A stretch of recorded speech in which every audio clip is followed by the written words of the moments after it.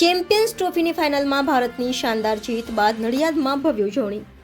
વાણિયાવડ junction અને Mahagujarat circle સહિતના વિસ્તારોમાં મોટી સંખ્યામાં લોકો એકત્રિત થયા.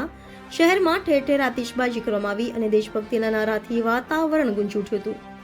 લોકોએ તિરંગા ફરકાવ્યા અને એકબીજાને મીઠાઈ ખવડાવી જીતની ઉજવણી કરી. જ્યારે અક્ષર પટેલના પરિવારમાં એકબીજાને મીઠાઈ ખવડાવાઈને જીતની ઉજવણી કરી હતી. શહેરના વિવિધ વિસ્તારોમાં દિવાળી જેવો માહોલ જોવા મળ્યો.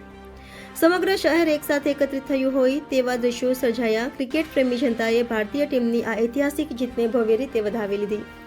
Reporter Naresh Ganwani, Gujarat crime news, Nadiad. Rajesh કાકા, શું કહેશો? આજે જ્યારે ઇન્ડિયા વિન થયું છે ફાઇનલમાં અને ચેમ્પિયન્સ ટ્રોફી ઇન્ડિયાને મળી છે, શું કહેશો? પહેલી પ્રતિક્રિયા. હું તો એવું માનું છું, ઇન્ડિયા જીત્યું એ આપણું નસીબ છે.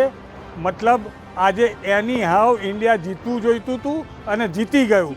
એટલે મને એવો આનંદ છે કે મારો દીકરો નહીં પણ ઇન્ડિયા જીત્યું એટલે એનો આનંદ છે. સવારે તમે કીધું સંતરામ મહારાજના દર્શન કરવા માટે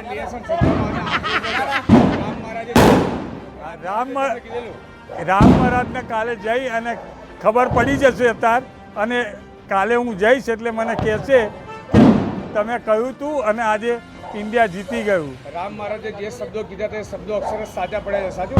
100% સાચા, 100% સાચા.